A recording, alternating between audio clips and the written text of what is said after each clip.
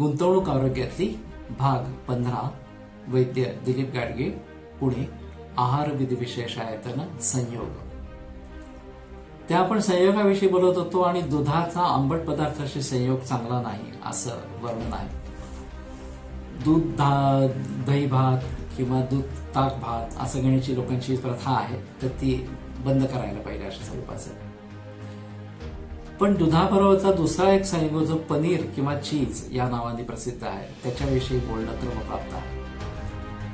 आता पनीर हे उंची खाणं अशा स्वरूपाचं म्हणून समजलं जातं, तर हाय प्रोटीन डाएट अशा स्वरूपाचं म्हणून समजलं जातं.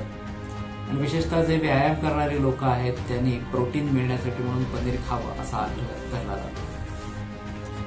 मुळामध्ये दूध आणि आंबट अशा प्रकारचा संयोग असल्यामुळे ते विरुद्धांना या सूत्रामध्ये मोडतं.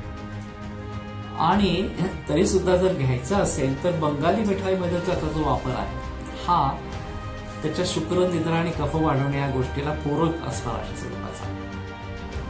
कारण पनीर हेही या प्रकारे शुक्र निद्रा कफ वाढवणारं अशा स्वरूपाचा आहे. आणि मिठाईमध्ये वापरलं गेल्यामुळे त्याच्या जोडीला येणारा जो मधुर रस असणार आहे, रसगुल्ला असेल किंवा चमचम असेल किंवा अशा प्रकारचे अन्य बंगाली मिठाईचे पदार्थ त्यात पनीरचा वापर असा आहे की आता रसमलाई वगैरे अशा स्वरूपाचे भाग घेतात. तर ह्या सगळ्यांमध्ये पनीरचा वापर हा त्याच्या मधुर स्निग्ध शीत या गुणाला अनुसरून असणार अशा स्वरूपाचा आहे. त्यामुळे त्यातनं कफ वाढणं, अग्निमांद्य होणं अशा प्रकारच्या गोष्टी निर्माण होऊ शकतात. पण अग्नी चांगला असेल, कफाचा त्रास नसतील, गुळण्याची अपेक्षा असेल तर कधीतरी हे सेवन केलं तर एखाद्याला फायदेमंद अशा जवळ पण ठरेल, फायदेशीर पण ठरेल. पण विशेषतः पंजाबी डिशेसमध्ये पनीर शिरलं आणि त्याने पार वाट लावली अशा स्वरूपाचं. हा कोणी शोध लावला आणि कशात सुरुवात झाली माहिती नाही असणार अशा स्वरूपाचं. बंगाली मिठाईमधला त्याचा वापर ठीक होता, पण पंजाबी डिशेसमध्ये शिरला आणि मग पनीर पासून अनेक प्रकारच्या भाज्या आणि अशा प्रकारच्या गोष्टी बनायला लागल्या.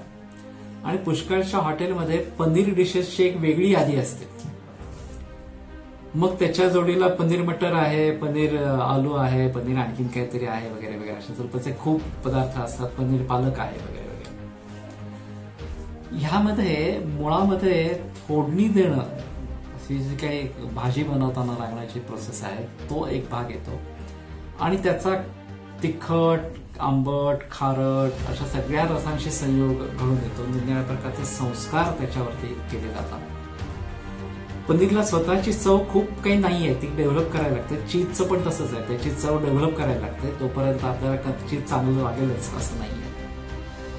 पण या सगळ्या भाज्यांमध्ये ते घातल्यामुळे त्याच्या ग्रेव्हीमुळे त्याला एक वेगळी चव अशा स्वरूपाची येते.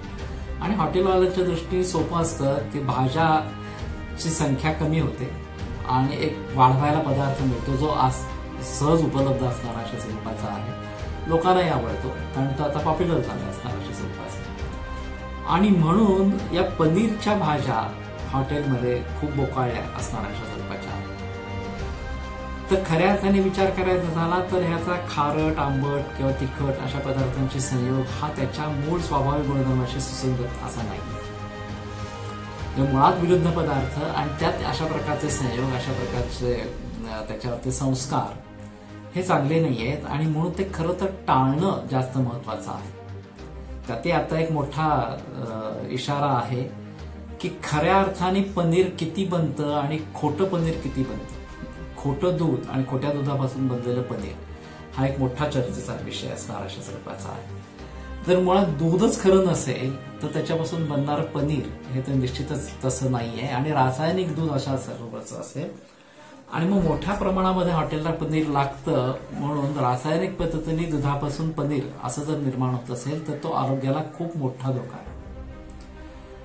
आणि म्हणून या अर्थाने तरी का होईना पण पनीरचा वापर कमी होणं गरजेचं अशा स्वरूपाचं राहील.